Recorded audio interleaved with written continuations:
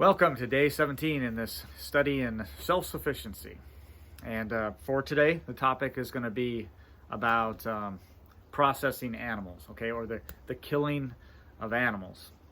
And it's a little bit of a tougher subject. A lot of people do not like this part of homesteading or self-sufficiency. And in fact, a lot of people don't participate in this aspect of homesteading or self-sufficiency. But it's an important aspect to consider and to think about and to contemplate. The reality is that for life to occur, death must happen.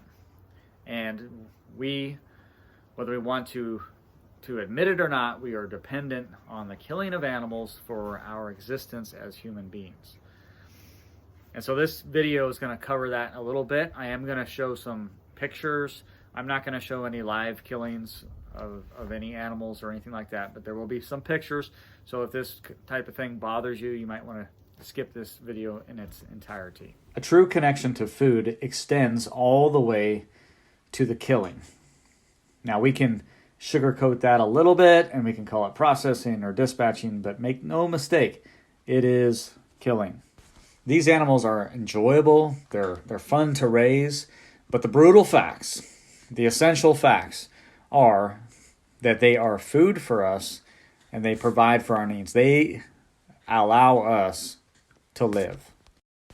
Joe Salatin puts it like this. He says that things are eating or being eaten. And he also speaks to this cycle that is life, death, decomposition, and regeneration. And it's this cycle that exists whether we want to admit it or not.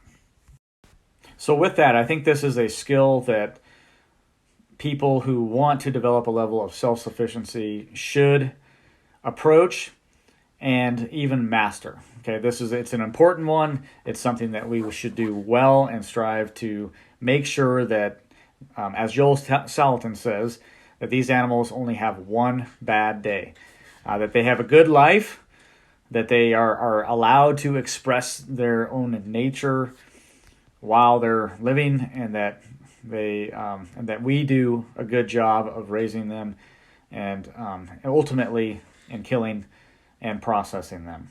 And I think that